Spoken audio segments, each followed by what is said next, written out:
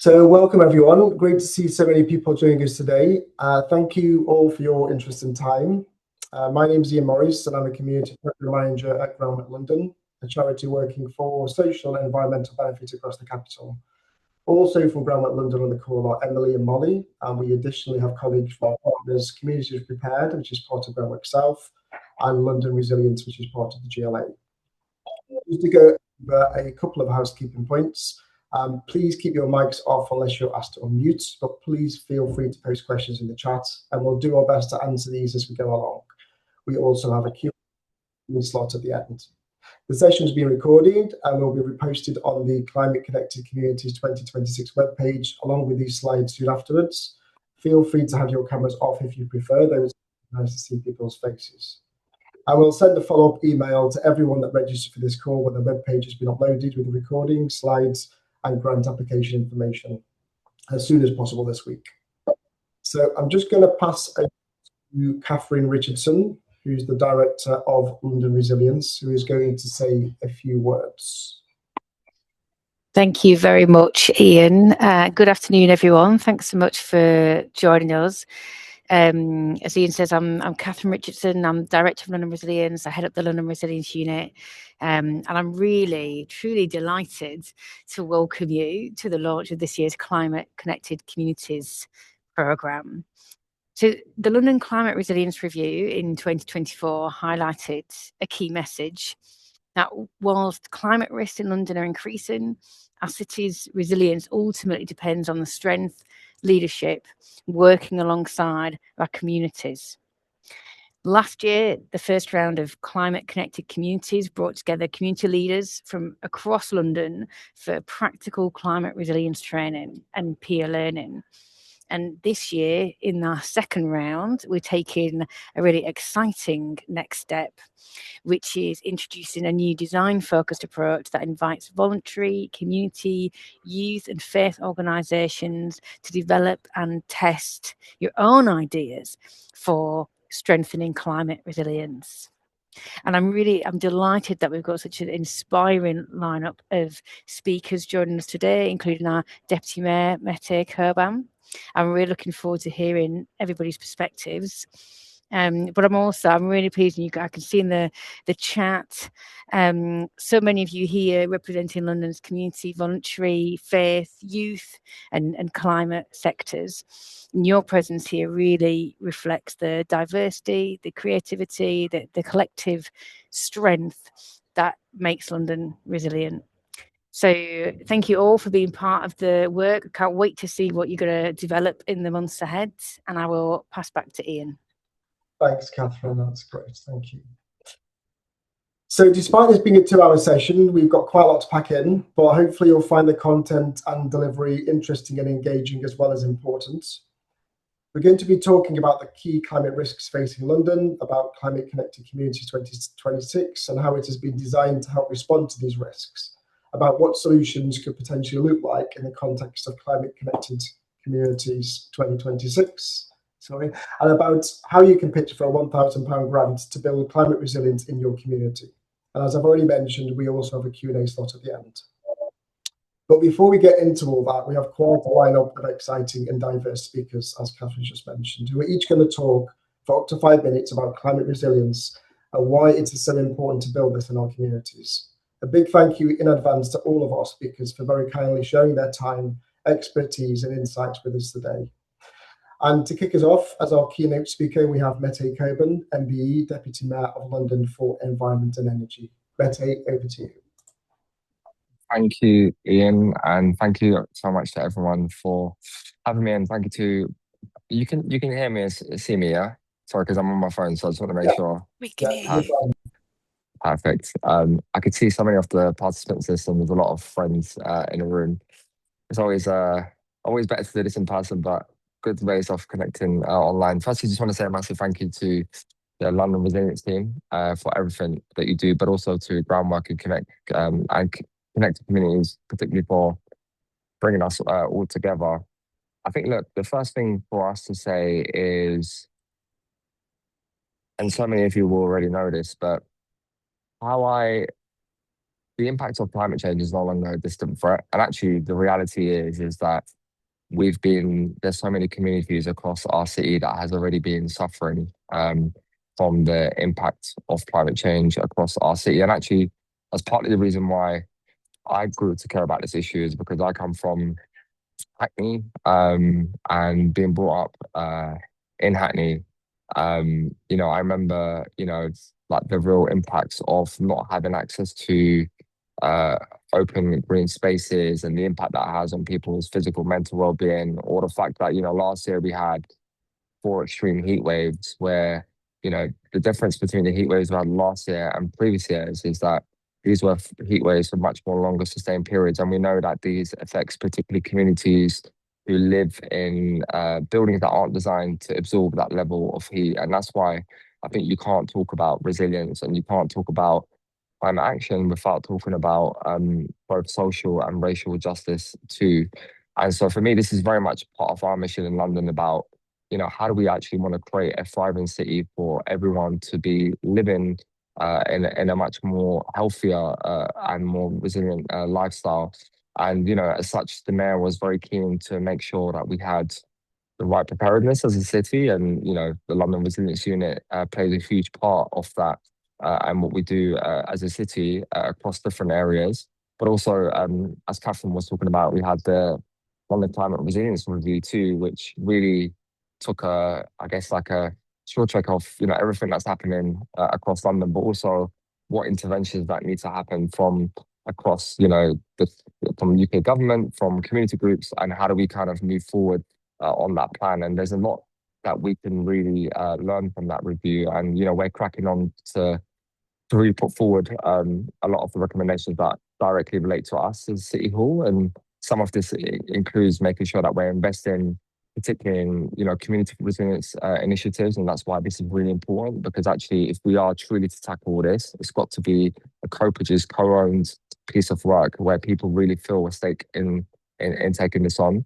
But also like making sure that we've got investment in places around, where people come together on cool spaces. And there's a lot of work that we've done around this. We've got the cool spaces map where we've got so many incredible organizations that have signed up to this, where they've been able to offer their spaces, whether it's libraries, community centers, where we know this was very heavily used last year, especially it was really hot.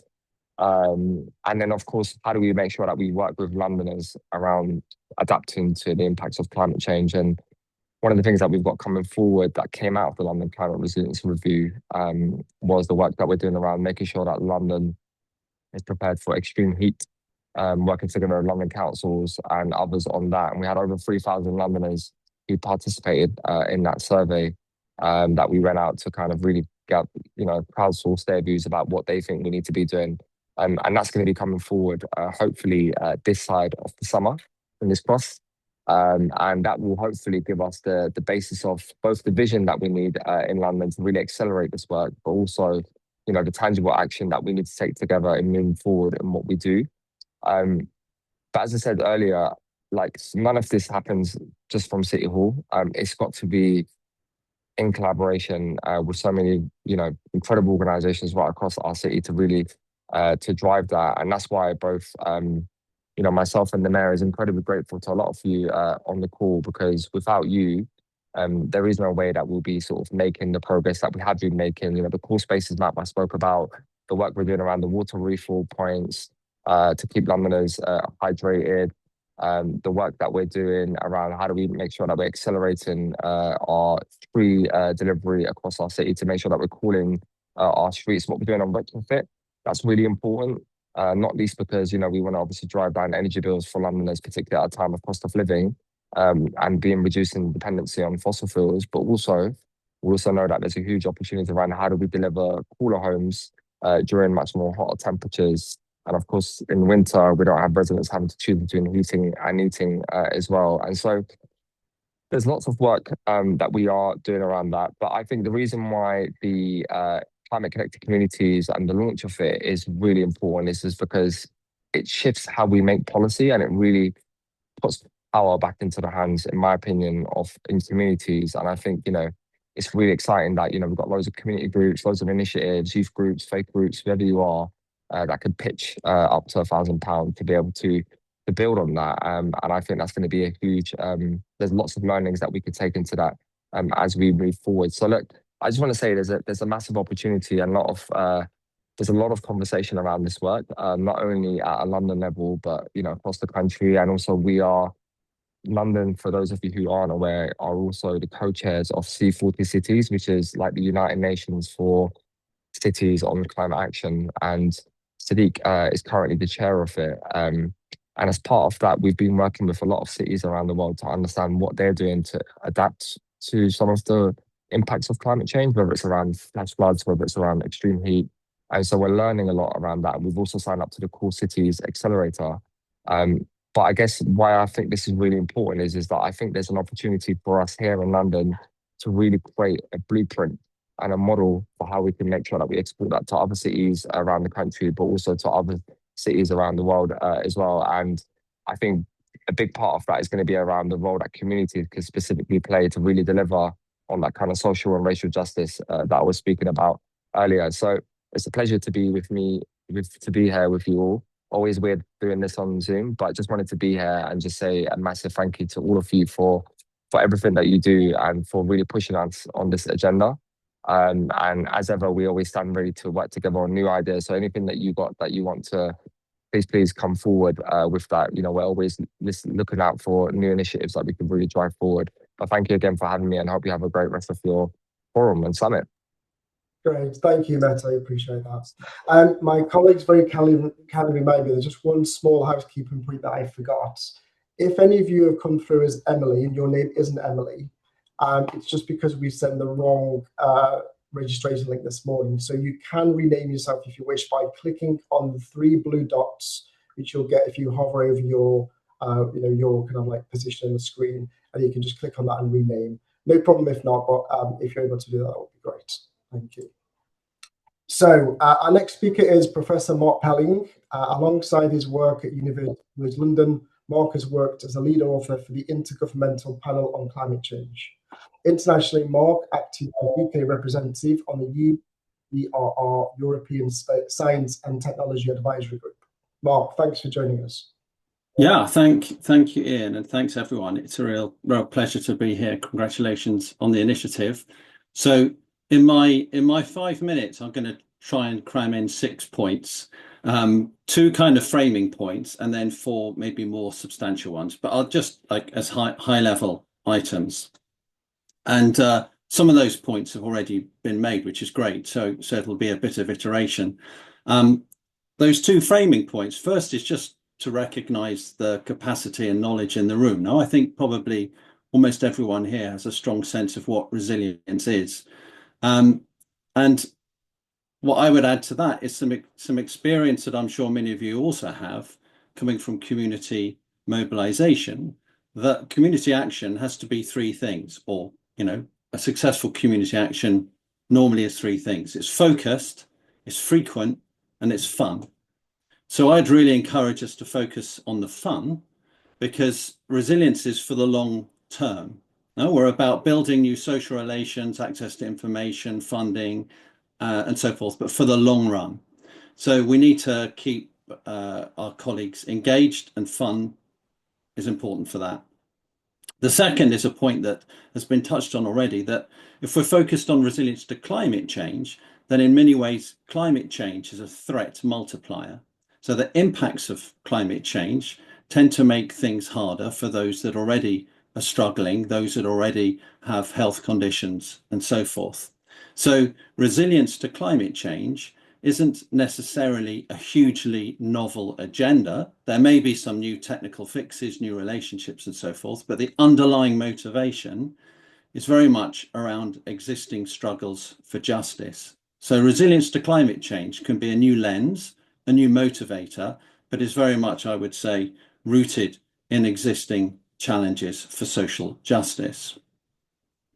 So the 4 points that are maybe a bit more substantive to make. And the first, I thought, just to help frame some of the discussions, what is resilience? You'll be familiar, many of you, with the sponge and hammer model. So the sense that a sponge, when hit by a hammer, an object when hit by a shock, recovers to its original state. And that's a nice little example of what resilience might be about: recovery, about bouncing back, which is great, but it's more than that.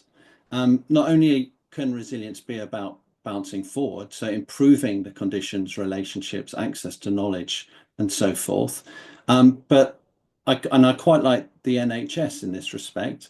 It can also be about the process, so about adapting to difficult circumstances, focusing on the journey to becoming resilient as much as, or maybe more than, the outcomes of what resilience might look like. Arguably, we never are resilient. We're just always on a journey towards being resilient. And I just wanted to then, the second substantive point is around when is resilience action. And because there are many perspectives, there are many points of engagement that people come to resilience from. And from my perspective, at least, resilience covers a lot of these. So certainly resilience is a lot about what happens before an event, preparing, building understanding between people, building relationships. All of that can be quite agnostic about the potential hazard. These can be generic things that are done to produce resilience in society. And then there's what happens during an event, providing structure, some kind of solidity at the local level, being inclusive in that, and probably listening as well as doing things with local and other actors. And then finally, after the event, which can be very long term, about recovery, yes, but finding strength in that recovery. It's also a critical space. So those are two of the main points. A third point is simply to own it. Climate change, as was already said, is something that we feel increasingly in London. But in terms of resilience, Londoners, community action in London and London itself has a long experience of coping with, moving through and advancing social justice in the light of shock and stress events. So that is resilience. That's an energy, a set of experiences that we can orientate towards climate change. So we already own resilience building. Finally, perhaps, to quote, ask not what you can do for resilience, but what resilience can do for you. Resilience should be not an additional burden, but a tweak to many of the activities that we already do. Coming back to that idea that resilience is about another engine, another motivation for struggles for justice, including more than human in that, so ecological questions as well. But really successful resilience that one sees from around the world has what are called co-benefits. So these are positive things that accrue not directly to risk management, but to the wider universe that community groups, local governments sit within. It could be social cohesion. It could be biodiversity, things that are really, good to do of themselves. And if resilience can be embedded in those things, can be tweaked a little bit, then there's a motivation for people to be involved. There's a benefit to ourselves and society, even without the climate change event landing that year. And when it does, we are resilient, we are prepared. So yeah, I'll end on that thought. Thanks very much, Ian. Great, thank you, Mark. So our next speaker is Mariah Washington, who joins us from across the pond in New York City. Mariah serves as Director of Community Engagement for New York City Emergency Management, working closely with community and faith leaders to build stronger, more resilient neighborhoods. Mariah, over to you. Thank you. So good morning, good afternoon, everyone. My name is Mariah Washington. I get to serve as Director of Community Engagement here in New York City. And I just wanted to share a snippet. Let me put my timer on because I do talk long. I want to share a snippet of some of the programming we get to do here in New York City. So we were able to pioneer a program called Strengthening Communities, where we work with coalitions at the hyperlocal level who may not have web pages, but they're doing amazing work. They may be doing food insecurity, so food pantry. They may be working with youth, the youth development work. They may be women's based in providing workforce development and other social services. And we tap them on the shoulder and say, hey, like you're already a trusted resource within your community. What does it look and feel like for you to do emergency preparedness? And so we take them through a 5-month journey where they create their own emergency plan. We pay them along the way. And then after that, it's not one and done, but we are able to continue our partnership. We build them into our emergency operations center, which means that when they see something, they're able to feed it to us and vice versa. We feed them information. And we also tap them when we get extreme weather emergencies. And so extreme heat is something really big here, as well as flooding.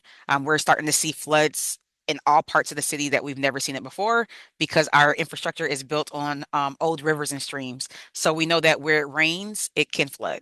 And so something that we've done and that we continue to do with our partners is something called a day of action. And when we do this day of action, we provide a very basic one pager of like, here are some heat preparedness reminders to share in your community. Throughout this day, we want you to amplify it on your social media. We want you to email your contacts, call, text, and we want you to do some outreach in person as well. And what we've learned is that our partners take it and own it. So Mr. Mark said, whatever it is that you do, take it and own it. And our partners do just that. They take it and own it and make it culturally relevant to the populations they serve. They provide that language access. So some of our partners are able to do translations into 5 different languages. Some of them just one language, and that's fine, right? They are able to get some basic resources like a cooling towel and target, oh, we have a lot of outdoor labor workers. Let's target that population on this day, and let's put together a small kit that they know, like, here are things to keep in mind when you're outside working. Here's how you can cool off. And by the way, here's a little cool-it kit that we've made for you, right? Some of them made their own towels. Some of them made their own fans. They held presentations. They went door to door to businesses.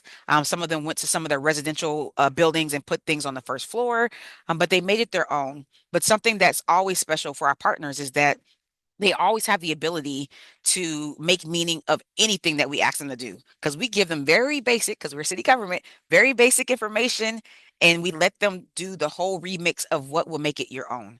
And so I'm excited that you all have this opportunity to make pitches, because oftentimes we get in positions and we forget the value of community. And it's important for you to remember your strengths. So my reminder to you is, don't focus on what you do not have. Focus on the very thing that you do very well, and how can you make meaning and connect it to climate resiliency? How can you incorporate a form of preparedness in some form or fashion, right? For our day of action, we've also done flood preparedness, where we've had hydro barriers where you fill it with water instead of sand, and we did demonstrations, right? So we had like a little kiddie pool, and we kind of showed how it stops the water, how you can deploy it when you use it, and all those different things. Flood alarms. And so it might be that you're able to buy small little things, but know that you are the resource. It's not about the things. The money does help, but you are the resource. And so make sure that when you get the information that you know you want to spread in your community, that you make meaning of it. Also, I love intergenerational work, and I really want to push and encourage you all to do that. Think about the generations that are involved in your work, and how can you incorporate those young teenagers, the collegiate level, and even the older adults. Like, it's good to have a mixture of both, because all of these generations are impacted by this extreme heat that we get, or extreme cold. Most recently, we got slammed with the blizzard. We got slammed with cold temperatures that where over 14 people died. And we were able to tap our partners, and we said, hey, we've never done in-person canvassing for an emergency, but we need you to do it. And we were able to pay them a couple of $1,000s, depending on how many flyers they were able to post at businesses, at the transportation hubs, and different things like that. So my encouragement to you is, you are the resource, be the resource, identify your strengths, use those strengths, and sometimes it's a matter of immersing and integrating what you already do and connecting it to this resilient work, because you are a trusted resource, you are a trusted partner. So let that work in your favor. I have to stop there, but just a reminder, it takes all of us. So have fun with this journey. Great, thanks, Mariah. That's really inspiring, and lots of positive messages in the chat as well. So good to hear about what's going on there. So thank you so much for sharing. Okay, Now, so our next speaker is Izzy Gladstone. Izzy is a climate journalist and communication specialist, alongside being the founder of Sexy Climate Change, which is a social platform reporting on both culture and climate news. In 2024, Izzy was named one of the Evening Standard's under 30 eco-activists on a mission to save London. Izzy, thanks for joining us. Thank you so much for having me, and hi to everyone who's made time to be here today. Can you all hear me okay? Can I have a thumbs up? Just checking. Yep. Okay. So you've probably seen this on the lineup and thought, what on earth is Sexy Climate Change? It is an online platform, a community. I have a podcast where I speak to people at the intersection of climate and culture. I have a column with London Magazine, Bricks Magazine, and also a meme page, which actually tends to be the most popular output. And I know that you're probably all thinking, what does this have to do with climate resilience right now? I also co-organise Hot House Book Club, which is a climate justice-led book club in London, and we have over 300 members, and we meet every quarter now. It used to be every 6 weeks, and it's another sort of community building thing. And I was asked to kind of think about the question of why is it important to engage communities in climate resilience? And I think, like Mette and other people have touched on today, building climate resilience also gives us an opportunity to address other key issues of inequality, health, justice in our communities. I think it's worth noting that a lot of these approaches need to be intersectional. So I live in Hackney. I've lived in Hackney for 4 years. We've had a big Greening Hackney project, which has been amazing. We've seen more trees, we've seen pedestrianisation, but there hasn't really been a strong campaign at the same time in parallel about rent protection. So on the street that I live on, my rent has gone up £600 in 4 years. I'm moving out this week, hence the very empty flat behind me. So I think without guardrails to any of these projects, communities might start to be suspicious of interventions. So I think there's a lot of trust building that also needs to be done when we talk about resilience, and a lot of diversity needs to be put in to make sure that people aren't looking at your projects and feeling suspicious. I really loved the mention of immersing what you already do. My professional background is actually in fashion and magazines, but I have a master's in environmental governance from Oxford, and I researched how relationships and social mechanisms shape behaviour change. And I read so much about the climate crisis. I loved it, but I'm also quite nerdy about it, so it wasn't surprising that I'd enjoy it. But I realized starting out in fashion, you're trying to do the hardest thing. You're trying to make someone care, and you're making them act. And the action that you want is a purchasing behavior, which is the hardest action to inspire. And a lot of that is done through really solid media and messaging. So I thought, why don't I combine a fun sort of fashion magazine approach to climate comms and try and get this group of tastemakers and the cultural crowd to start to care about climate, to integrate it in their projects. And a lot of people say that culture is upstream from politics. So my hope was to get these cultural people on board, change the culture, and hopefully more political policy and awareness would follow. And this was about 5 years ago. And another speaker mentioned earlier fun.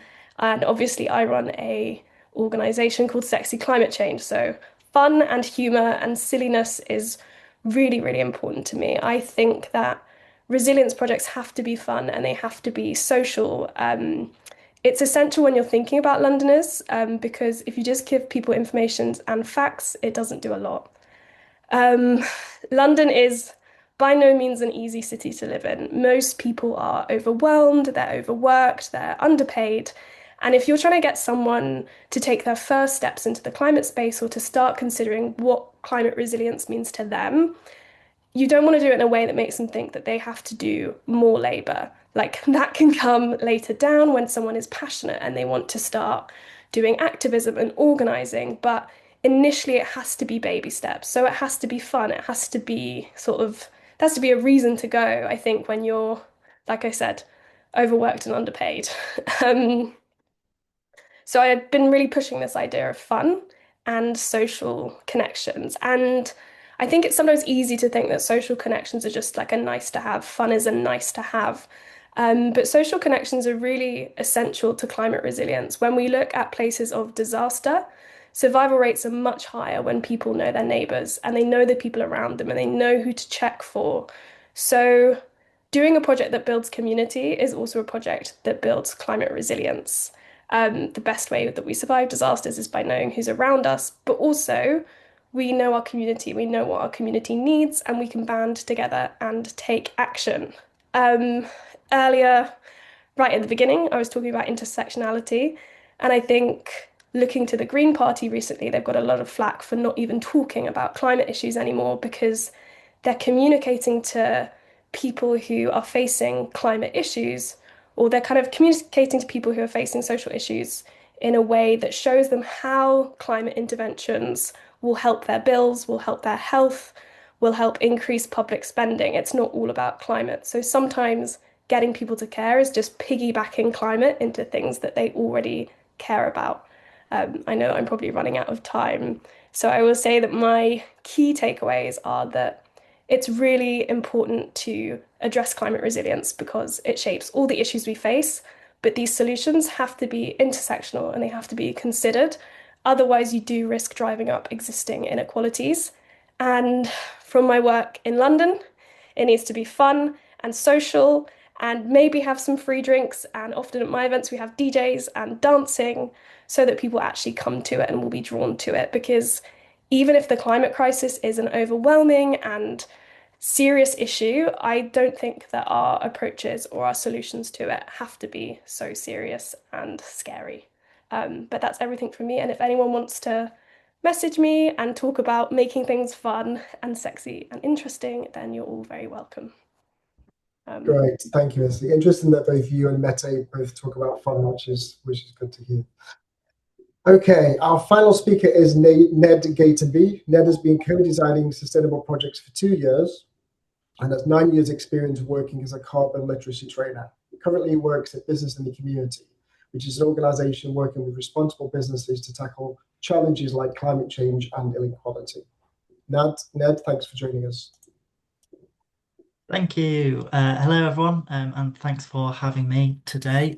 My name's Ned Gatenby. I am the Community Senior Lead for Business in the Community, right up north in Bradford. Actually, I planned to say what I'm going to say today, but I am reassured already by the fact that some of what I've got on my list has already been mentioned. So forgive me for repeating a couple of points, but also they are points that, bear repeating, I think. Over the last couple of years, I've been working on building community level resilience to the economic and environmental impacts of climate change, and really found that the majority of my conversations aren't talking about carbon emissions. They're talking about things like bills, transport, food insecurity, jobs and employment. There are lots of cross-cutting issues that really connect with people. So I think what really excites me about the opportunity kind of presented here to make a pitch for £1,000 to connect your communities to climate change, really is the freedom that you have to create projects that you want to see in your neighborhood. From my experience, the variety of things that people can do with just a little bit of cash to get them started is astonishing, really. Some of the most impactful small scale projects are those that actively engage people in the neighborhood. So finding that way to meet people where they are, I think, is really the key to success here, as opposed to preaching to a crowd that's too distracted to listen, distracted by all of those challenges that none of us will be strangers to. The remit for this funding, I think, is about doing something that connects your local people to climate change, which itself is an exciting opportunity. And you can interpret it in so many ways. I mean, to repeat a point from Mariah earlier, find what's meaningful to your community. Because what climate change means at a community level can mean all sorts of things. We could look on one hand at reducing the collective impact on the natural world. So things about raising awareness of sources of carbon emissions, finding exciting ways to explore the alternatives. I mean, for example, a food stall on a sunny day is always popular one with local people. Have that with a bit of information comparing, say, the carbon, water, and land footprints of different food products, and include free samples or recipes of low impact alternatives, really is an accessible way to get people talking about the climate context of their diet, of their food. You could look on another hand about how the impacts of global climate change ripple out through the system and start to put pressure on local communities. As we've already heard, kind of summer heat is a big concern in London.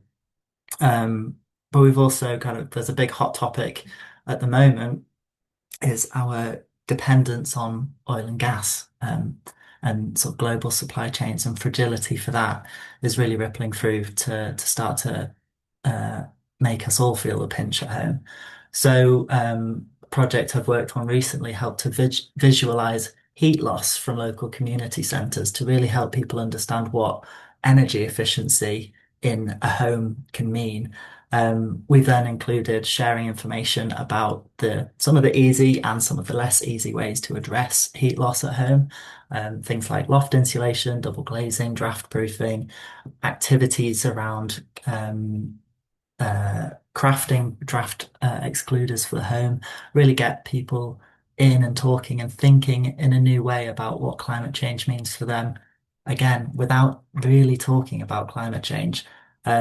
And having those kind of little hook points, I suppose you could call them, really help people feel a sense of control over those challenges that they're concerned about, such as rising bills, and really kind of start to trigger that train of thought, I think, in different contexts.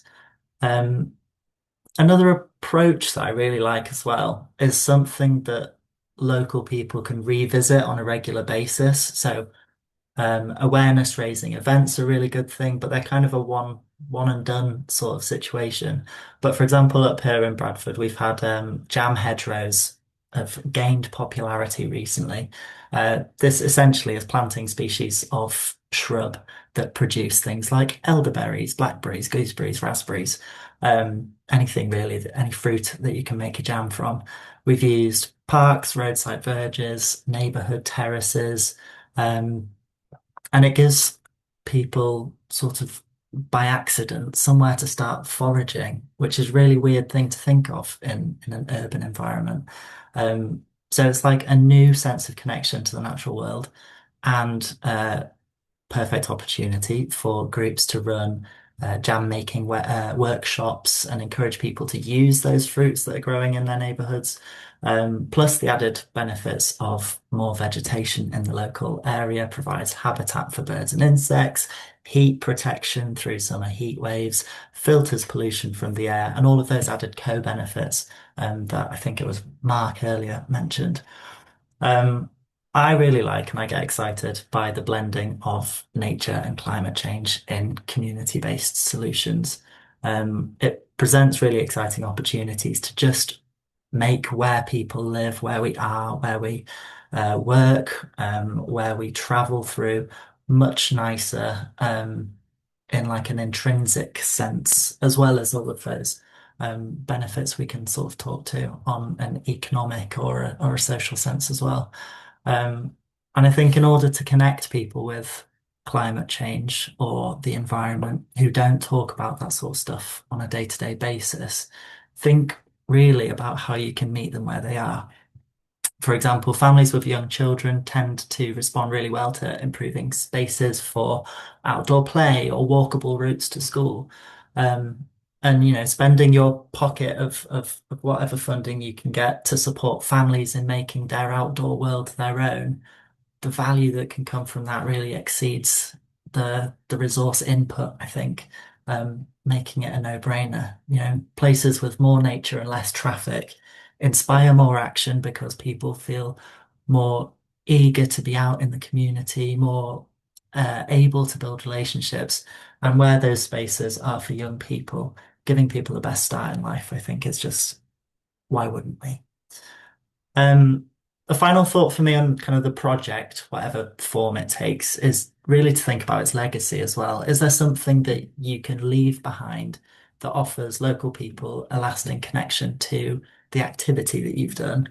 Or even something that reminds them to ask questions about what they can do now or what could next time look like? I think as well, the point of small grants like this one, I hope it's good to say, is not for you to shoulder the burden of climate change or system transition. Those things are massive and nobody on their own can do it. But in building connection, we can build resilience, which is something that doesn't happen overnight, but does happen when we're sort of committed almost by accident to doing it. So with these small grants, take your piece of that puzzle, however small it may be, and make something exciting happen. So forgive me again for repeating Mark and Izzy, but I encourage you to always think about how to make it fun. Because if we can excite people about any of the many solutions to climate change or resilience building, then when people are excited, the scale of the challenge begins to shrink because there's less opposition to those solutions, and the opportunity then begins to grow from that. So I think I'll draw it to a close, I think, from that, because if I start expanding on other points, I'll go way over. But yeah, don't be afraid to get in touch with me. I'm happy if anyone wants my email address or anything, or connect on LinkedIn, that's absolutely fine. But yeah, thank you for having me and for listening. Great, thanks, Ned. Again, lots of positive comments in the chat there. So a big thanks again to all of our speakers today. You've really helped to frame the context and inspired us, I think. So we're going to shift the gear a bit now and start to talk about the key climate risks facing London. This is expected to last around 20 minutes, maybe slightly lesser, and it will be led by our colleagues at Communities Prepared. I just wanted to again make the point around if you come through as Emily and your name isn't Emily, feel free to just, if you hover over your photo or where your photo is, your camera is, you've got a blue square with 3 dots. You can click that, and you can actually kind of click the rename function, which can rename. You put your name like in there. So over to Vialan now.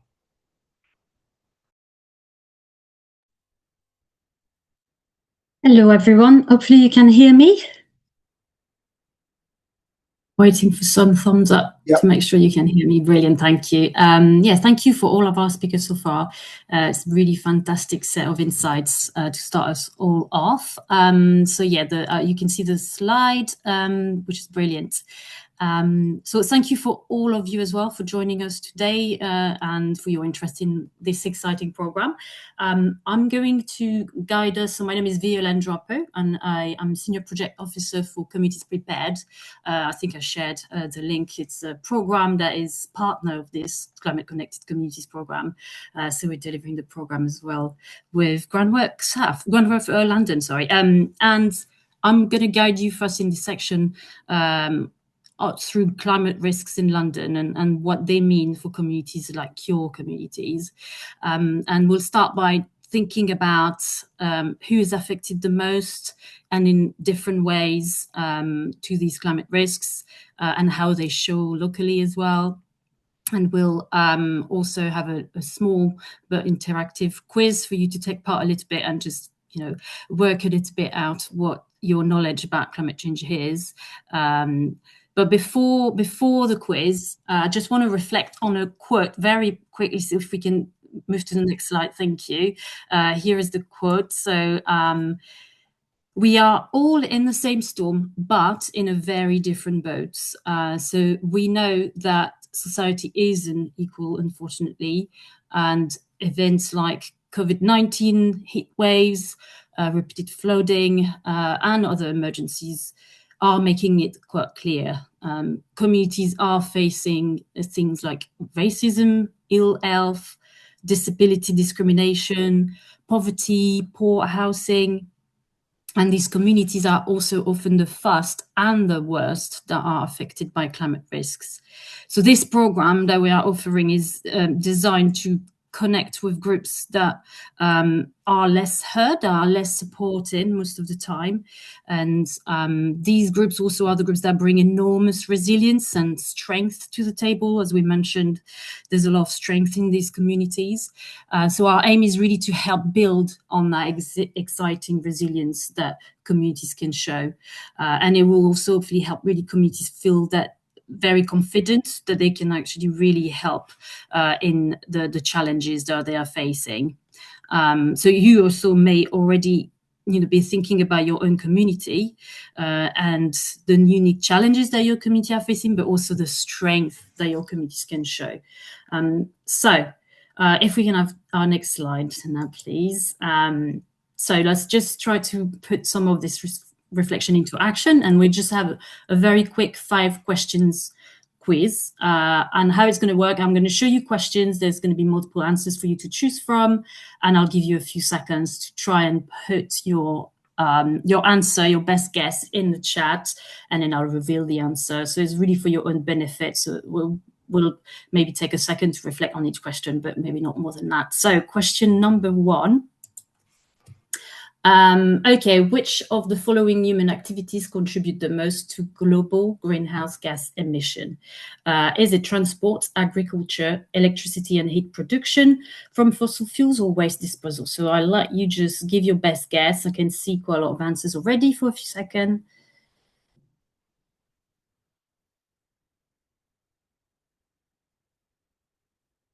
Okay, maybe a few more seconds for people to have a chance.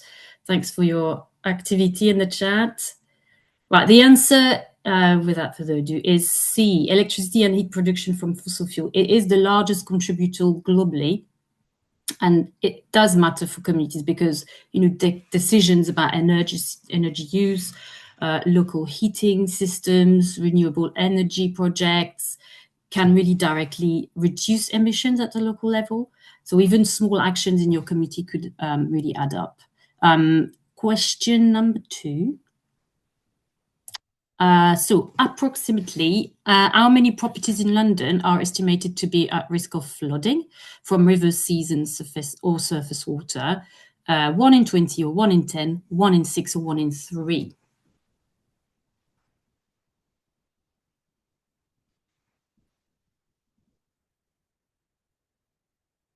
Okay, thanks for sharing your guesses.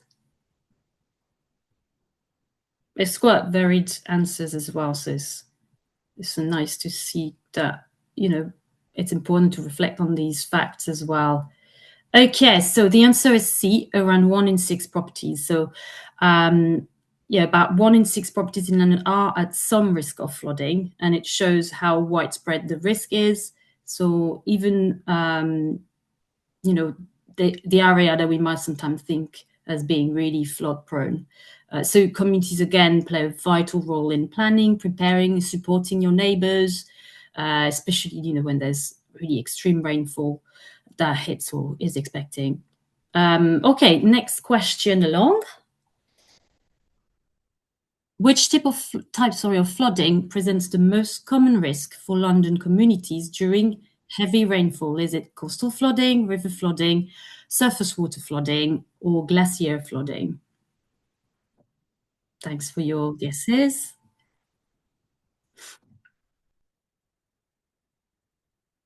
I see a lot of surface water flooding in the chat and some river flooding as well. Okay, well, the answer is C, surface water flooding. You may have heard of it, called flash flooding as well. It's the most common risk during heavy rainfall. So that would affect streets, local parks. And a very important thing to remember is basement flats that can really be hit hard by surface flooding in urban areas. Next question. And we've got 2 more to go. So London can be significantly warmer than surrounding rural areas during heat waves. And what is the phenomenon called? Is it solar amplification, urban heat island effect, carbon trapping, or thermal inversion? A few seconds for you to answer.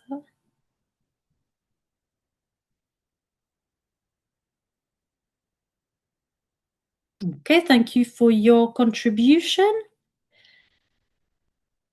So the common name is urban heat island effects, and I will actually share a link later on another slide which has more information on that effect, so you can have a read through that as well.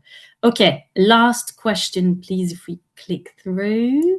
Okay, so by how much can trees and green spaces cool down parts of London or parts of a city during a heat wave compared to built-up area? So you've got 4 options again. Thanks for your contribution. Okay. A lot of C's and D's are going through.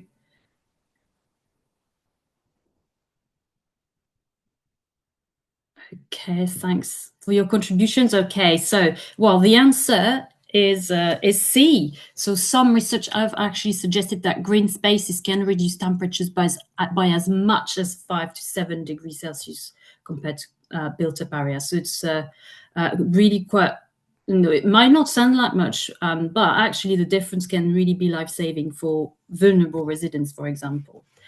Brilliant. So thank you so much for taking part in our quiz. So to move on, for more context on the climate crisis and what it means for us, and especially in London, I'm going to introduce you to Mark Rogers for the Met Office. Unfortunately, he can't be with us today, but he has kindly agreed to speak to us via recording. So Mark has been working for the Met Office for over 37 years and has been in this current role as the Met Office advisor since 2012. Met Office advisors work closely with emergency responders, providing information and forecasts for any weather-related incident. They also provide training courses. They are involved with risk assessments, severe weather plans, and exercising. So you can see more information on the Met Office link that will make sure get posted in the chat. But next slide is going to be Mark's speaking to you through the video, so we can move on. Thank you. To the next slide.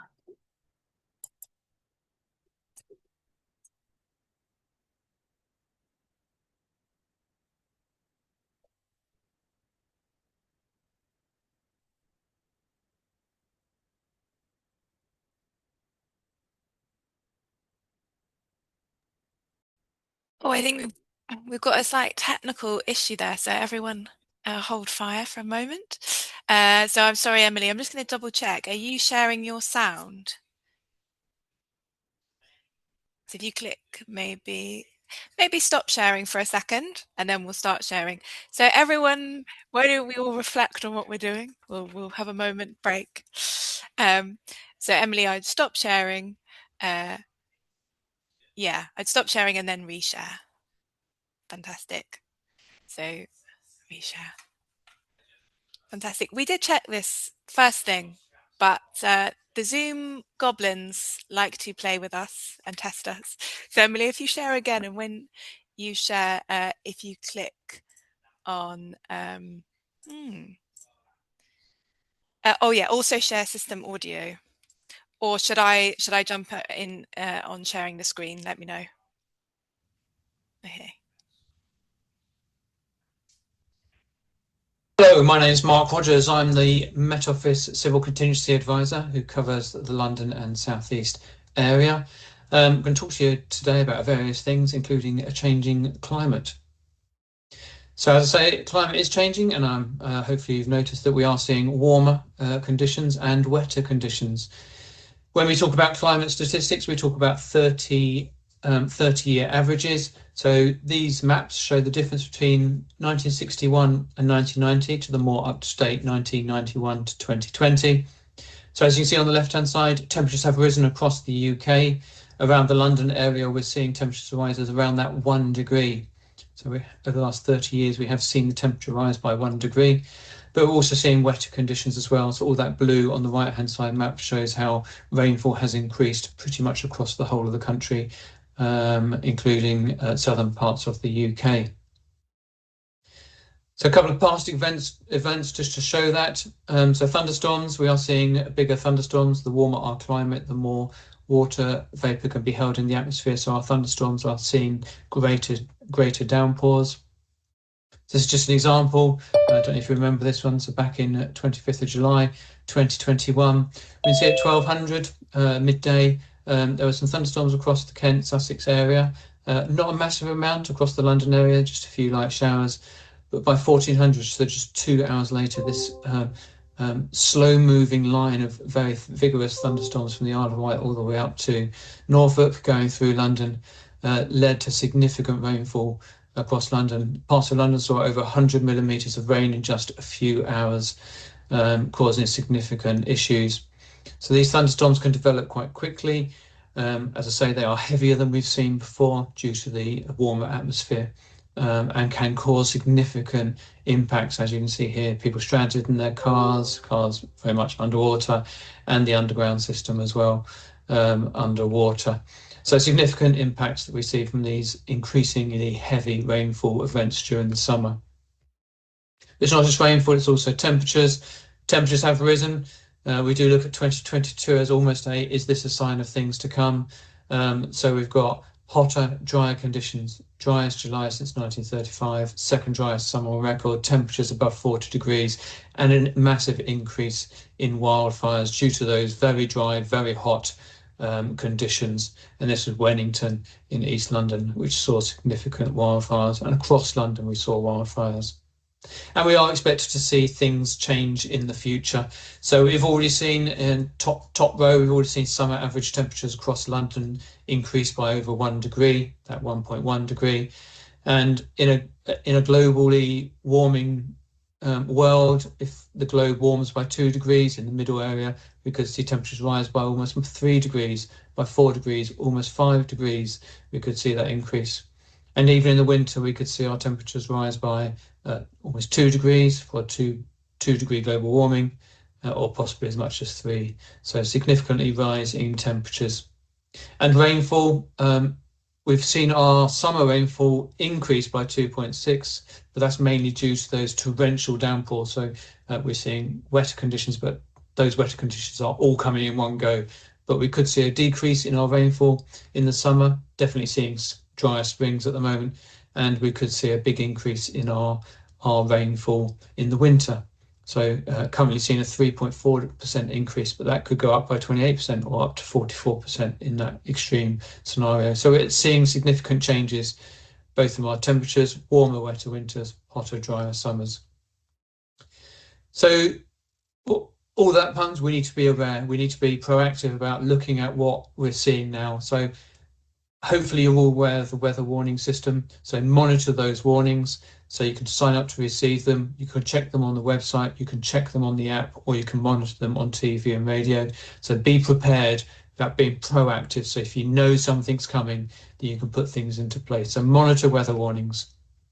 Keep an eye on the Met Office website. Gives you that 7-day outlook of what the weather's going to do for a particular location. Any location you choose gives you that 7-day outlook. And you've got the Met Office app, which does the same, gives you those 7-day outlook, personalise it for your own location. You can get it to notify you if a warning is issued for your location. You can see a 1-day outlook, as well as looking at actual and forecast rainfall. If you want to know more about climate information as well, some of those graphs that I showed you are from the Local Authority Climate Service. So do go onto that. Just Google Local Authority Climate Service and it will bring you up. Gives you loads of really useful climate stats.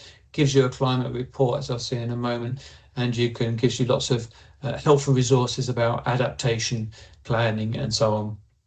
So this is the report, gives you a report for London, loads of stats, loads of useful information, where we've come from, where we're going, and some adaptation planning as well. So you can get that from Local Authority Climate Service. And are you weather ready? So Weather Ready campaign, run in partnership between the Cabinet Office and the Met Office, provides a load of really useful advice, features.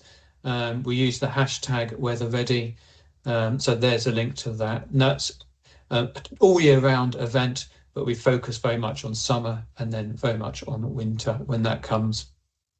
As I say, a source of information under that WeatherReady massive amount, whether it's driving, looking after your property, looking after people, and so on and so forth. Massive amount of themed subjects where you can look at information. So that's all from me. My information's there if you need it. As I say, that's all from me for now. Thank you.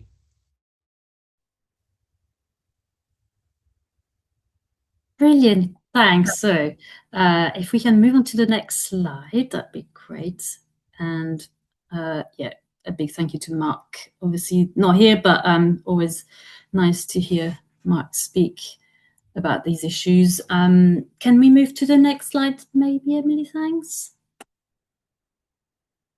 Oh, I can see my face. You guys can't see the slides anymore, can you? Yeah, I think sharing. Fine. Feel free to start talking to them. That's fine. Yeah, so I just very quickly, because we are keen to sort of hear what your experience might be about these issues. We thought we have a very quick share in the chat about an expression that you may have not heard of, global weirding. It's essentially the idea that the weather goes a little bit odd, and you may have experienced that in your own ways. So we thought we'll give you a minute to maybe share in the chat, or tell us about a time where the weather felt a bit weird to you or a bit unusual, and we can spend a few minutes to do that in the chat. And we can all, if you can keep it, try to keep it as concise as possible, so that we can read in as many as the contribution possible. But I'm aware that if all of us start sharing, obviously there's going to be a lot of activity in the chat, which is fine, which is brilliant, but just a minute to do that in the interest of time.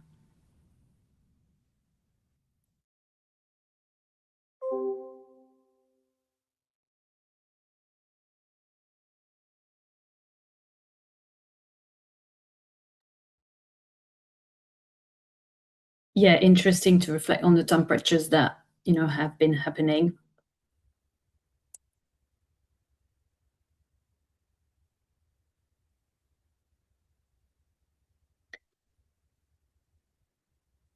Yeah, and the flooding that can sometimes be very unusually heavy, or happening in parts that you are not used to see flooding.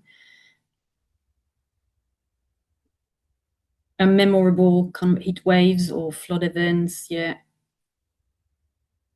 Okay, and also I see the lack of snow as well in period of time during a year we would have seen before.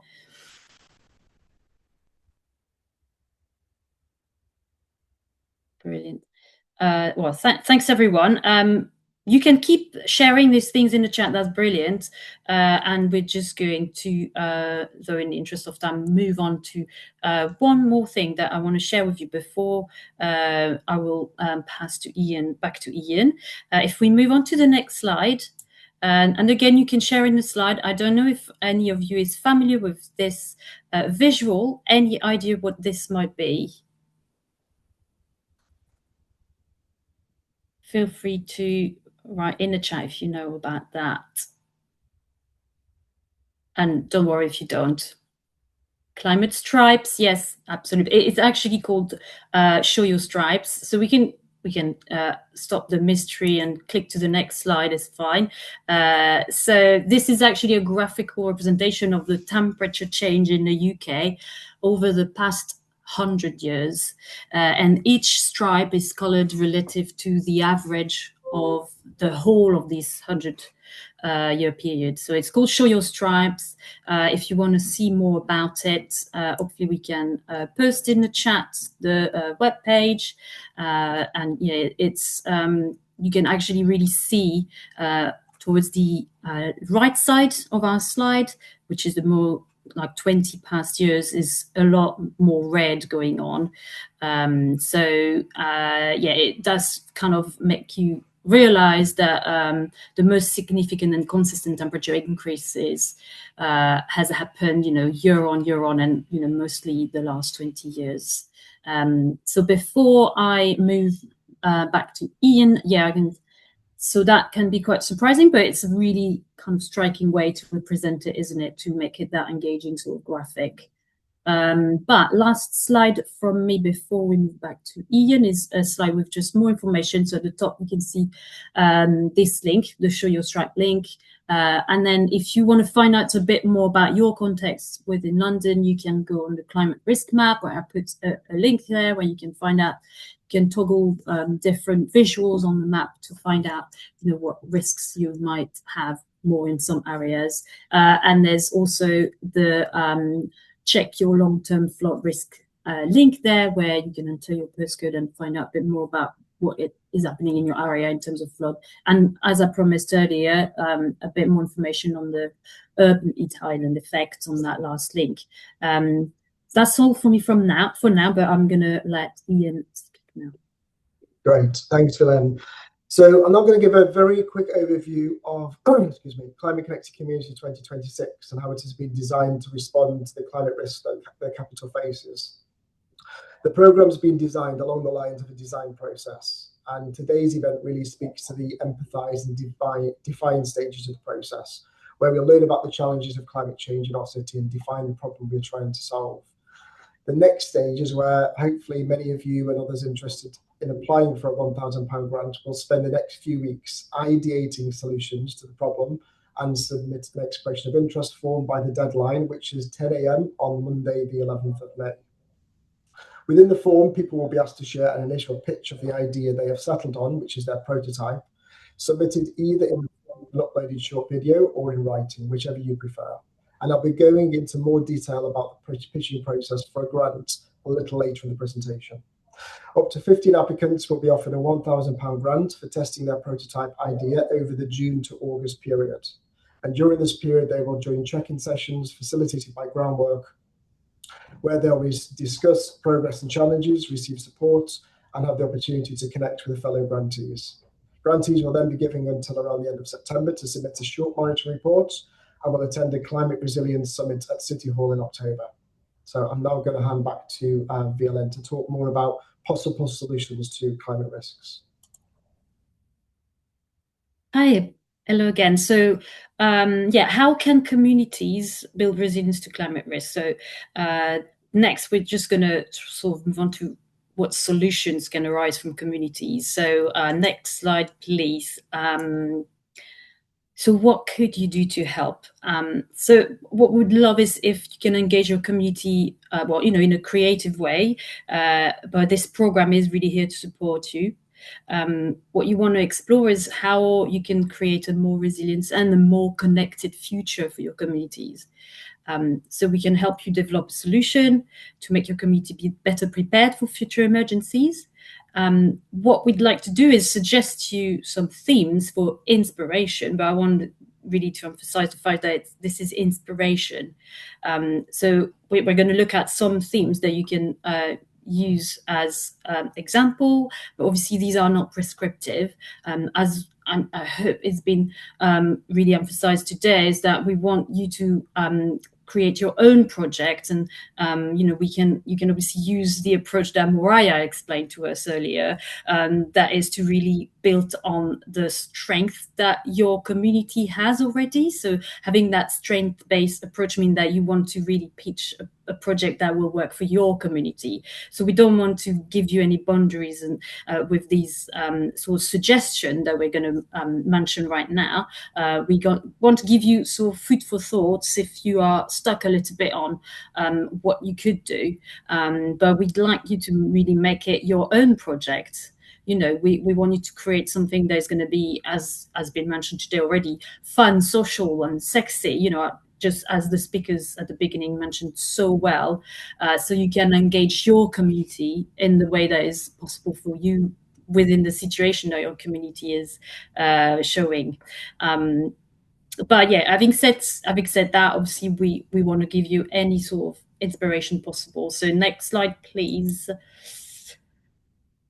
So these are, you can see them as these sort of themes to explore. And what I'd love to do at the end is hear a little bit what is inspiring you so far, really. But as we said, you can totally come up with a completely different idea that the grant program can support and help you develop within your community. But let's just go through these different sort of ideas or different themes. Next slide, please. So you could engage with sort of creative art, so engaging your community through different visuals or performing arts in your community. So examples would be maybe a mural that could be to maybe commemorate a past flooding event that was quite striking in your area, or any sort of local hazard that has been kind of important for your community. You could decide that you want to run some creative workshops, maybe. So it could involve anything like drama, music, storytelling, poetry, or things like that. Anything that you think would be fun for your community. We mentioned that word a lot, and I think that's very important. You know, maybe you want to do a project that is going to help you collaborate with some local artists or students in your area. You might want to use sort of community data that can be turned into these creative outputs, for example. But obviously you want to focus on projects that are achievable, because, you know, you need to think about a modest budget. So think about materials, what the space that you might need to use for it, you know, is there going to be a space hire, things like that. So yeah, what you want through this kind of creative arts project might be to kind of build awareness and build these shared memories with your community, and create that connection with your community around the topic of resilience. So food for thought. Next theme that you could explore is storytelling. So you could try and capture or share local climate experiences through stories. That could be small-scale projects. It could be that you know somebody that'd be happy to develop a podcast about it. You could decide to do photo diaries or nights where people are coming to share their experiences with poetry or things like that. You could decide to create a sort of magazine that is self-published in your local area about the hazards, or making awareness campaign at the same time, maybe through a magazine, a Zine as it can be called. Or you could use social media content within your community as well. This needs to sort of focus again on something that is achievable for your community within a small budget. But you could have, you know, an idea to have simple recording equipment that could help you just, you know, do that storytelling project. Okay, so another theme, next slide, would be if you want to be a bit more focused on collecting data. So you could decide to collect simple local data to understand and share the climate impacts in your area. So maybe you want to track rainfall or temperatures, or it could be about the local wildlife changes, for example. You could even decide to go towards what's called citizen science projects, where the community members themselves, they're going to be gathering and logging observations within their area, for example. And this could be a way to use the data to highlight patterns or risks and raise awareness again in your neighborhood. So yeah, that's another idea you could go for. Next slide, local preparedness campaign. Now that would be up to you, but you can run a small scale, really hyper-local campaign to sort of boost awareness of community resilience. So that could be, you know, giving people social media prompts, doing mini workshops, giving people simple checklists they can follow, this kind of thing, and maybe encourage people to be prepared for emergency, like with talking a bit more about emergency plans and grab bags within your community, things like that. And obviously you might want to start thinking, maybe if you feel like it, you can have it focus maybe on one hazard that is more important in your area, maybe. And what you can do is using maybe existing events or existing networks that exist that are already well known in your communities, so that you can make the message really go quite far in your within your community. you know, again, the goal would be to make it as practical as possible and achievable for your community. The next one, a gap analysis. So what you could do within your project is start to identify what your community has, and also what is missing maybe in your community to support resilience. So you could do some kind of map exercise, and, you know, compare resources of your community, you know, with the needs, and see maybe where the gap exists. And that could maybe help your community prioritize practical actions that could be tackled in the future.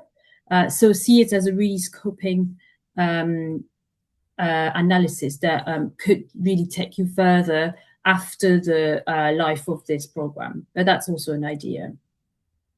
Next slide. The next slide is about sort of a pilot study, if you like, a feasibility study. You could decide maybe by sort of testing within your community the appetite for maybe a more structured resilience project that could work locally. So, you know, maybe it would be about setting up a flood action group, for example, if you find that this would be suitable for your community. So that might help you explore the barriers and the opportunities for community engagement with certain topics. So that could be using methods like a survey or interviews of people, or just, you know, recording some informal conversations that happen within your local area with maybe local volunteers or local groups in your area. Next one, you might decide that you're going to want to host an event. So bringing people together through small-scale events focused on resilience, or one big event. So it could be volunteer days, practical action days. It could be a little workshop about building a rain garden. You know, you want to sort of promote these conversations within your community. It could be that you decide, okay, I'm going to sort of start setting up a climate cafes. And if you already have a venue in your community or an event that, you know, you could piggyback on, or that could keep the cost quite low. So for example, if you've got some public spaces, you know, you could use within your community, or if you know you've got some volunteer time already that you could use, or material that you know exists within your community. You know, the goal really can then be to strengthen those connections and share knowledge using this platform, this event that you could decide to go for. Next slide. So another thing could be you want to develop sort of a local challenge and send that local challenge within your community. So a simple community challenge, for example, that would encourage preparedness to these emergencies. So maybe it's signing up a set number of people to weather alerts within your community, or support a number of houses to create a home resilience plan, you know, as a great message and way to prepare your whole community. You could see it in this kind of light, and set up these local challenges. And again, you know, you want to keep it achievable, measurable. So using, you know, that modest budget as well. What you could hope for something like that is that it might create a ripple effect. And, you know, it will really sort of show how a small action can sometimes really build a wider community resilience out there. And then we've got next slide. So youth engagement, you could make it a focus for that project to involve young people in understanding and also acting on climate resilience. And the idea also would be with a project a bit like that is that you really empower the youth, you build awareness and encourage action in the next generation. So yeah, you could think of maybe partner with schools. You can do some any of the sort of other project we talked about earlier, but really led by young people. So that also is an idea for you. The next slide. So this one is really just to emphasize again that this is really going to be your own project, and this program is going to be supporting you to make it achievable with a budget. But obviously, whatever you feel is the answer for your community really needs to be addressed by that project. So we don't want to make our different ideas prescriptive. We want you to really think, you can think outside of the box and make it a project that works for you within the budget that this can achieve. Foster creativity and community ownership within that project if you can. And that way you might inspire new ways as well to build resilience within the community. So we definitely encourage you to come up with your own idea. You don't have to fit within some of these themes that I suggested above. Yeah, so that's our little cards that we can give you to play for this project. Next slide. So we thought we'd give you just a few ideas of real life example. So I'm going to go through a few of them, and then we'll maybe have a sort of a feel for what your inspiration so far might be. So next slide, please. So that's a real life example of a creative art in action. So at a secondary school in Kempston, students teamed up with a local artist, and they created a climate change themed mural that is on the slide there, and it is on their school wall. So what is really nice about this project is how it started with the students themselves. So it was led by the students, and they brainstormed what climate change meant to them. They sketched out ideas, and then they all worked together to paint that final mural as well. I think if you go on the website, you can actually see the steps with several pictures. So it's a simple idea, but it gets the young people really actively thinking about climate issues. And it also is quite nice that it actually is leaving a visible, lasting piece in the community that people can visit, can see. So hopefully you can see in the chat we've posted the link as well. So you can have a look, and that can inspire you as well to see how this was done. The next example, so it's another inspiring example in this project. So it's a grassroots group that took some neglected alleyways, and they turned them into pollinator-friendly spaces. So they added wildflowers, bee habitats, and some community murals as well there. And most of the work was done by local volunteers. There was a bit of support, with some small grants, donations.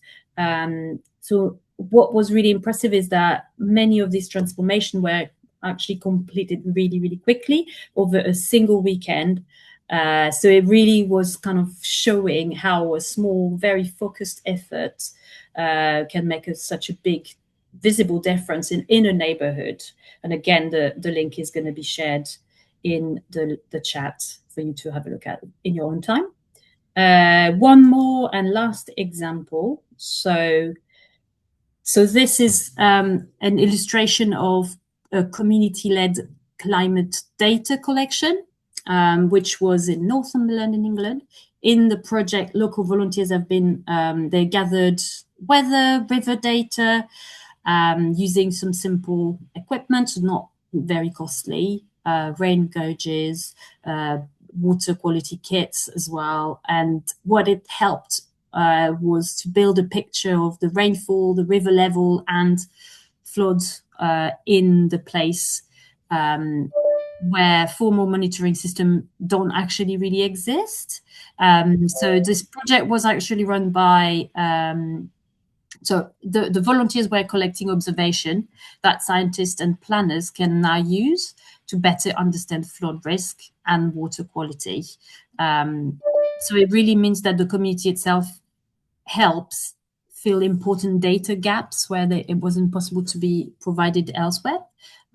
So it also helped supporting decision making and local flood and water management as well. So it's an example of what I mentioned earlier of citizen science that can be quite practical, but also really empowering and very relevant for community resilience. So because it's not using traditional monitoring that can be quite costly. So it's a nice way to see how the community has really an impacting role in that way. And again, this link should be shared for you in there.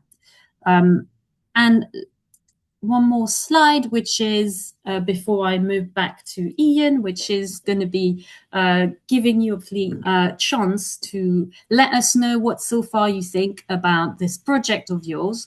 What we're going to do, and hopefully this should happen very soon, is open a poll, and I can see it's happening. And you know, what can you see yourself pitching within one of these themes, including obviously your very own project? You can share with us, and we can then just have an interesting insight on, you know, what's going on in your mind right now. But you're not committing by just answering that poll. You're just sort of giving your first instinct. Obviously, your pitching will happen later on. But it's nice to see you guys giving us your first ideas. Thank you.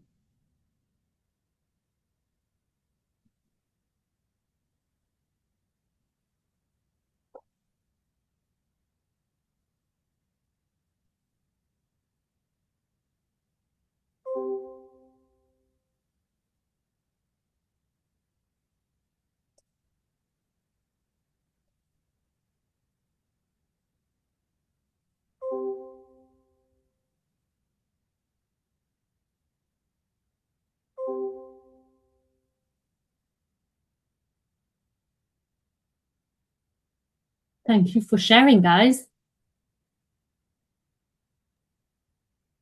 Should I end the poll, or do we've got about 41% of answers? That's not bad at all. No, I think we can definitely. Maybe let's give 10 more seconds and then. I'm so sorry I ended it.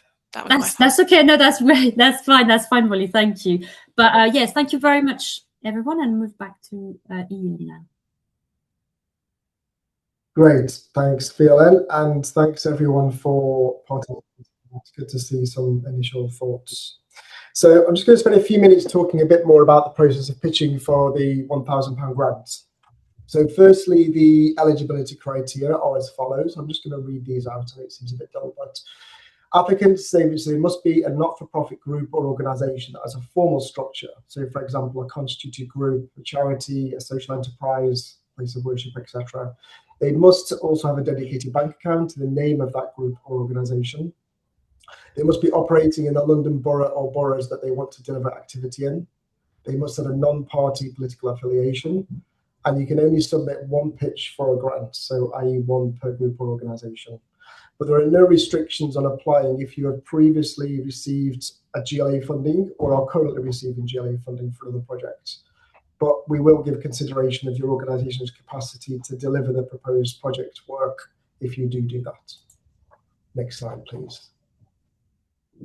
Thank you. So just 1 second. So the first stage of the process requires the submission of an online expression of interest form. A link to this will be provided with a information and pitch guidance documents that will soon be uploaded to the Climate Connected Communities web page, which is important to read before completing the form. The form has been designed to be short and easy to complete. Focus your time on developing your idea. The only section of the form that will be scored is where I think we've got, can everyone mute, please? Thank you. You'll have the choice of doing this either by uploading a short video, no more than 5 minutes long, or in writing within a defined character limit. The choice is yours, but you will only be able to choose one method. And the grant information and pitch guidance document includes some guidance on developing your pitch, so you can find that within that document. Again, the deadline of submission of your form is Monday, the 11th of May at 10 a.m. Next slide, please. Thank you. So the second and final stage will be a short pitch to an online panel for up to 20 applicants. Details on this stage will be provided to these applicants upon notification, but it is expected that applicants will have up to 5 minutes to pitch their idea. This will be followed by 5 minutes Q&A. This will take place towards the end of May at a time to be confirmed. The panel will be made up of senior staff from programme partners, and the pitches and the Q&A will be recorded. Up to 15 of these applicants will then be offered a grant of £1,000 to test the idea that they pitch for, and the grant will be paid up front in full. Next slide, please. Thank you. So just the timeline and the expectations of grantees. So in May, the deadline for this expression of interest is the 11th of May at 10 o'clock. Towards the end of the May, for those that get selected, will then pitch to an online panel. Up to 15 applicants, will then be offered a £1,000 grant. Then in June to August, first of all, the grants will be paid up front, like I said, and grantees will test their ideas as pitched during this June to August period. And also during the period, grantees will attend check-in and networking sessions facilitated by Groundwork. September, grantees will submit just a short monitoring report, and then October, grantees will be invited to attend the Climate Resilience Summit at City Hall. Okay, next slide, please. So we've now got a little bit of time for Q&A. Please use the raise hand function within the reaction category, and we'll do our best to take people's questions in the order for whatever time we have left. So please unmute yourself when asked, and then mute again when you're finished asking your question. Thank you.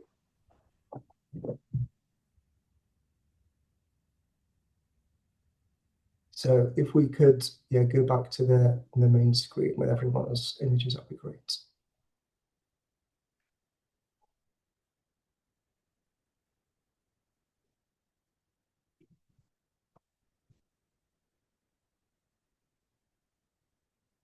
Molly, you've got your hand up. Feel free. Yes. As Cliff says, feel free to post questions in the chat, but also but also raise a hand. So you click reactions and then raise hand. But I just wanted to say thank you so much to all the speakers before we get in. It was amazing to hear such a diversity of experience and so many fascinating ideas. And I'm also really keen, obviously, I'm so excited from hearing this to think about what kind of London community organisations can do and how they can build on the work that they're already doing in communities with this small pot of funding, kind of starting a seed of different ideas or building on their work. But yeah, very excited to hear people's ideas and their questions. Right. And Emily, would you be able to change the screen so we can see lots of people's faces and tiles? But I've got a question from Mohammed Esat. Go ahead again, Mohammed. Hi there. Thanks firstly to everyone for that. Was a really interesting number of presentations. I just wanted to ask if you could share a bit more information on what the criteria you'll be approving the grants based on might be. So the obviously the eligibility criteria I've shared in terms of organisations. In terms of the grants themselves, once the web page is updated, which should be very soon, Mohammed, within there's a document which is around guiding you through that process. And there are some kind of topics where we are kind of suggesting you think about kind of constructing your pitch, which is either in writing or the video within that. There's no kind of like hard and fast rule on that. They are really kind of suggestions as to what you want to include in your pitch. But that document will be available online shortly this week, and we will email everybody who's registered today to let them know that and when it's been updated.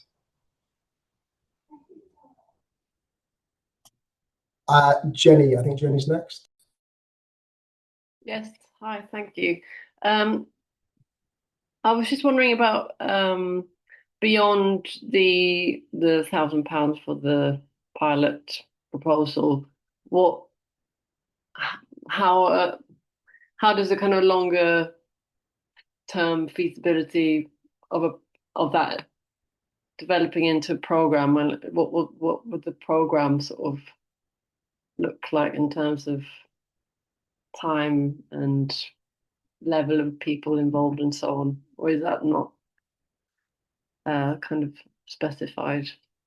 So in terms of this program, it will finish pretty much when the summit happens in October. So you've got the June to the August period to like test your prototype idea, and then beyond that, this program will essentially kind of come to an end. We're hoping that where people have got maybe some current activities or more more ideas and ability to kind of continue that work and build on that work, they may do that. But the requirement for this program really is just over the next few months. So at the moment, there's no continuation of that planned at the moment. Oh, okay. Sorry, I must have misunderstood something that someone said in the chat. So it's just like a one-off thing. That's the plan at the moment. Yes, there's no further like rounds of funding that are planned at the moment. Yeah. Right. Okay. Thanks.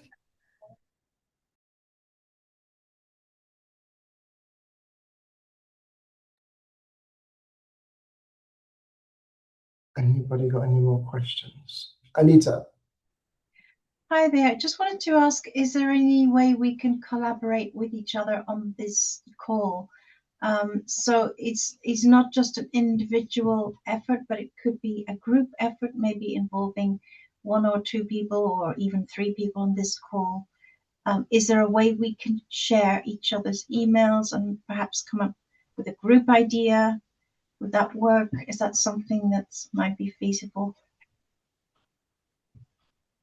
I wonder if, sorry to come in, Ian, I wonder if someone has something they'd like to share, like, oh, I'd like to connect with XYZ group, maybe they could share that and then we can share that with everyone. So perhaps before, in the next, by the end of the day, or, in the next sort of hour or so. I don't know if that would be all right with you, Ian, and we share that afterwards. So obviously we can't share everyone's emails because a lot of people registered. That would end badly for everyone. But if you've got a call out, maybe that, I don't know if that would work. Yes, I would like to connect with Alison. Maybe if you pop that in the chat, or we can share in the email afterwards. Yeah, that might be a good approach. Anita, if you could put that in the chat, because we've still got 20 minutes, so maybe you can make that connection before we finish. That would be great. And then we can see what we can do afterwards as well. Great. And Nadia? Hi. I wanted to ask whether the idea, the pitch idea, that was, so you said that between June and August, we have the time to pitch our idea. Would event hosting be classified as pitching our idea, or is that something we do after the grant is given? So the pitching process is really the process of assessing and awarding grants. So the expression of interest, which has got the deadline of the 11th of May, that's your opportunity to kind of like pitch your idea and share that was initially. Then once you've done that, then up to 20 of those applicants we will then invite to a second stage, which will be the online panel, which is towards the end of May. And then the June to August period is where you get to actually kind of test your prototype if you've been awarded a grant. So that could, for example, be an event or a series of events if that's your way of building climate resilience in your community, if that makes sense. Yeah. Yeah, that's great. Thank you. Okay, thank you.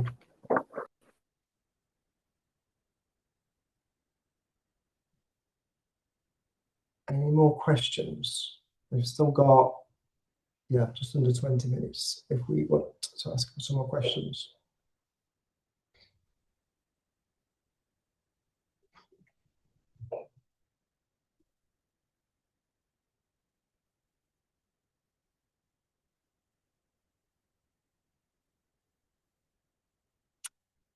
Cliff. I thought while everyone's thinking, can you hear me? Yeah. Okay. Hi everyone. My name is Cliff. I'm from London Resilience. I lead on the community resilience work, and I'm working with the team on this project and program. While you're thinking of your questions, and honestly, this is a good chance for you all to get some answers. So I would encourage you to ask questions. You can ask in the chat if you don't want to unmute. So please do. But just to say very quickly, excuse me, I've been ill, so I still have a bit of a cough. We really want interesting, creative ideas. We ran Climate Connected Communities last year, and we had a lot of feedback around.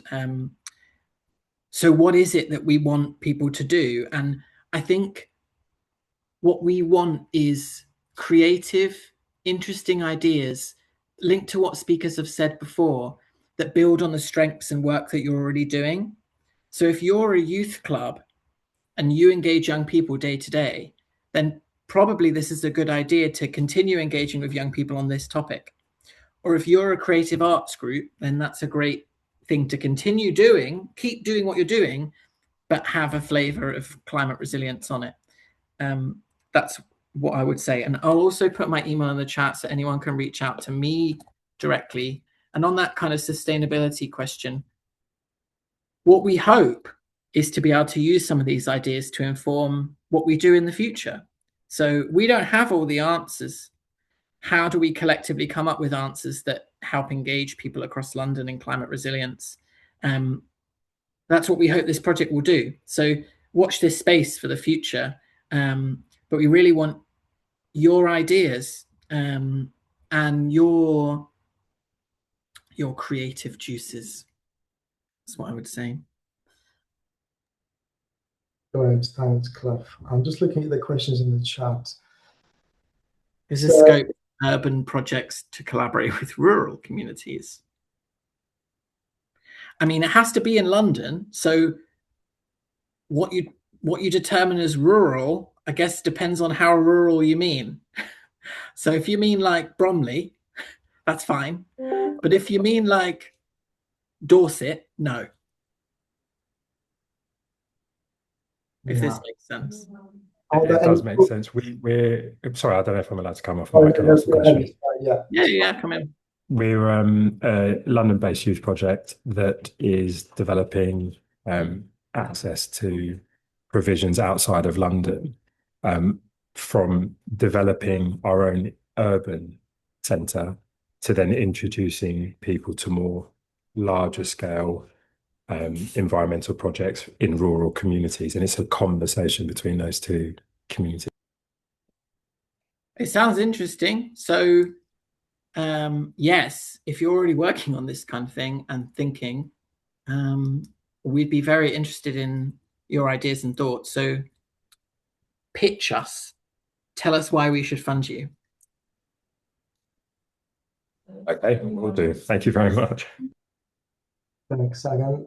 We've had a question around toolkits. I'm not aware of any climate resilience toolkits. Obviously, so I've shared the community resilience toolkit, which we've obviously got, and then we can maybe share some more kind of information. That obviously there's all the community resilience information in that's kind of shared online through our London Resilient Communities programme as well, and we can share some follow-up information that might be valuable in our follow-up email as well.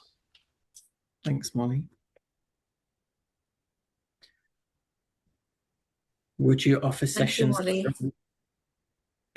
Would you offer sessions or workshops through the programme, say in Croydon to start with? If you want to do that, you can. So that the whole idea of this is for you to do things in your community that you think will engage people on climate resilience. So if you wanted to pitch for running sessions in Croydon, go for it. I'm a resident in Croydon, so go Croydon.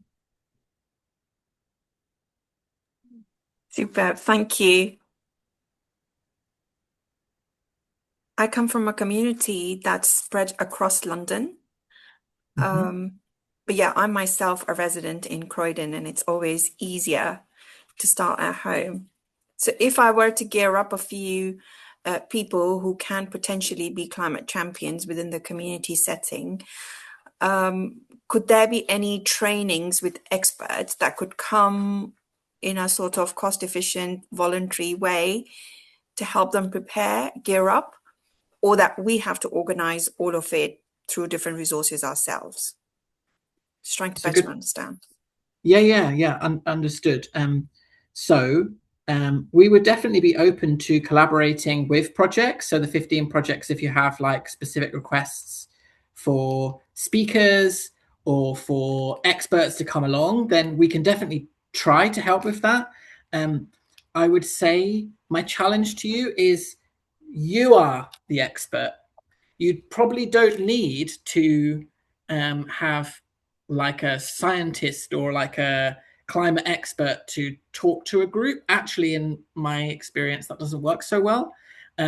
What works really well is when you work and engage with people by asking them questions, by fostering an environment that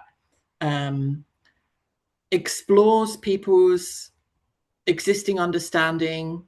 There's a lot of resource out there, though. Like, many people may have heard of the Climate Fresk. Like, there's resource around that.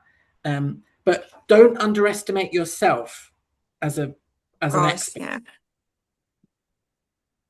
No, it's a very good point, because for engagement, or for sustainable and meaningful engagement, you do need local people to champion the cause. And sometimes, because you're local, you're taken, like, okay, so we already know you, bring us a voice that knows everything there is to be known about the topic. So definitely it's very helpful to know that if we were to reach out for a few resources or speakers, then the program is a place to look for support on that front. We'll definitely try our best, and I know the groundwork team will have these drop-ins and sessions that you can come together. Super, thank you. I can't see Ian anymore. Molly, is Ian here? Oh, yeah. Oh, you are. Sorry, my spotlighting. I've been on the spotlighting. Apology. Yeah, we can remove the spotlight as well.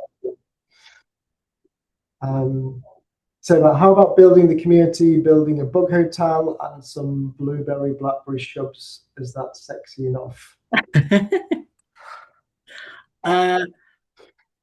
I don't know if you think it is. I mean, I'm not going to say.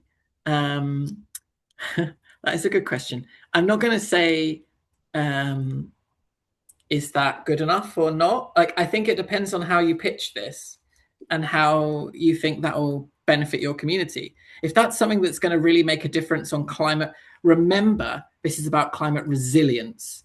So how does it build people's resilience? If you can answer that question through blueberry and blackberry shrubs, think creatively about how you might answer that question. Go for it. But remember, resilience is about people mostly. So how do we bring people together to build their preparedness is something to consider. But is that sexy enough? I like that question. That's the question everyone should be asking.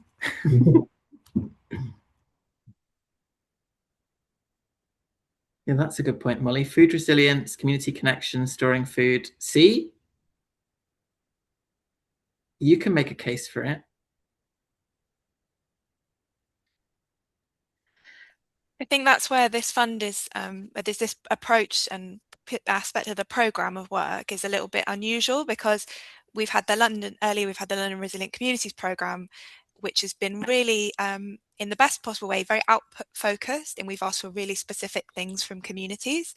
And there's still a lot of support and advice available around that, making community emergency plans, which is that more structured approach around community resilience. But this is the outcome is community resilience, but what the output is, what you're doing is about what you're doing, and what feels like it work. It's about what comes from your community and the work you're already doing. I completely agree. Yes, climate action wrapped in community cohesion. Why not tackle all problems at once, Sean? That's our plan.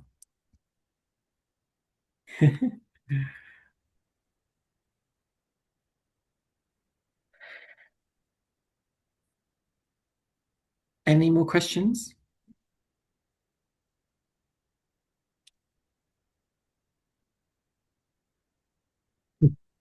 Can I jump in again? Yeah, Jenny. I don't know if other people have this particular challenge, but I'm not part of a group that has a charity registered status, and I know I applied for a different grant at some point, and I did find someone who was able to sort of sponsor us, but I guess that would be the solution in this case as well. But it's also a bit of a barrier, I think, for getting true community buy-in, because lots of these groups are self-organizing don't have that kind of status.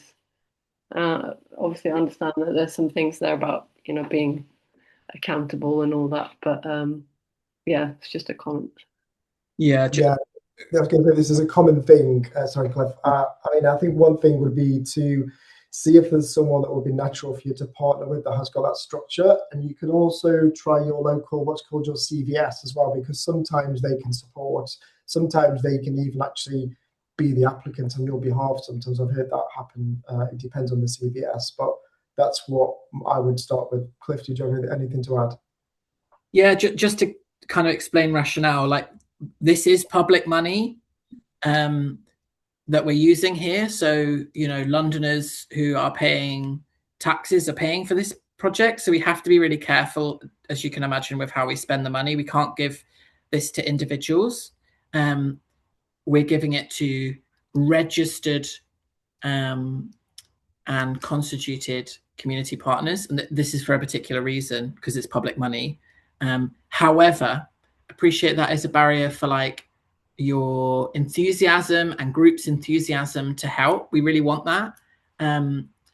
So definitely partner up, definitely seek support from, like, depending on where you are in London, as Ian said, there might be a CVS group or a voluntary action group or a networked organization that helps support charities and community groups.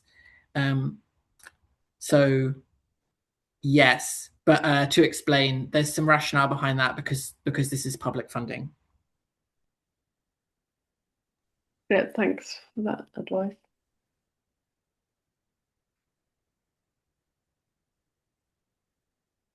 Any more questions? We've still got a couple of minutes if people want to ask something. I think an important thing to say while others are thinking is a reminder that we know this is a small amount of money like this is not, we're not going to be able to suddenly change climate change. Like that's a reality that we're living through, and this is not suddenly going to change that. This is about community hope, community connection, community interventions, fun, really important, that several speakers talked about, fun. If we can support each other in some way through crises, we can't prevent the crises maybe in this, but if we can help each other through crises, well, that will be a huge benefit to Londoners. So try to remember this is not about like necessarily like you with a small amount of money suddenly transforming everything. Probably that's not possible. But you might, even if you do a small thing in your patch, you might inspire hope and care and kindness and fun with the people around you. Hope is the way forward, really. I hope so. I agree. See what I did there? Okay, any last questions? Lots of kind comments.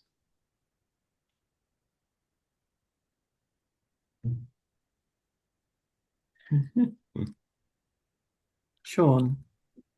Okay, well, I think we've come to the end of the session. Oh, I think we got one last question from Sean. Okay, yeah, this is not a very sexy or exciting question. It's just that can you please repost the link to the actual grant in the chat? Because I do have this one here, which is the Climate Connected Communities, which tells us about this event. But if there's any more information or where to apply, could that just be dropped in? Yeah, so Sean, that will be on the same, it'll be on the Climate Connected Community 2026 webpage, which currently just has things like the sign up for this event. We'll be updating that as soon as we can this week, hopefully by tomorrow, which will have the this recording, the slide deck, as well as the grant information document, which should tell you all that you need to apply for the grant. And within that document will be a link to the expression of interest form. So that will be posted really soon. And we'll also be emailing everybody that registered today as soon as that's uploaded to let them know that. So all right, thank you. Get that. Yeah, hope that answers your question. And Ian, before you say your closing bit, can I just say thank you so much to Ian, to Emily, to Molly, to VLN in all the work from the groundwork teams in preparing for today. An enormous amount of work goes in to organize something like this, like briefing speakers, making sure people are here, advertising it, promoting it, getting everything ready on the website. An enormous amount of work goes on behind the scenes. So just a huge thank you to all the speakers, of course, but thank you to the team that organized. Thank you. Okay, thanks, Cliff. That's kind. Thank you. So, come to the end of the session, and we want to obviously respect people's time, so we need to bring it to a close. Thank you again to all of our meeting speakers, which Cliff has just done, and thanks to you all for showing interest and sharing your time today, because 2 hours is not a short amount of time, so we appreciate that. So, as we've already mentioned, we'll be in touch with a follow-up email as soon as possible this week, which will give you all the information needed to apply for a £1,000 grant, together with a recording of today's session and the slides. And do share this within your networks as well. So good luck with all your ideating and your development of your prototypes and your pitches. And thanks for all of us. Thank you. Thank you, Ian, Molly, and everyone Thanks, on the everyone. team. Thank you very much. Thank you. Thanks, everyone. Bye. Bye-bye. Lovely to see you all again. Bye. Thank you, Suzanne. Thank you. Bye. Okay.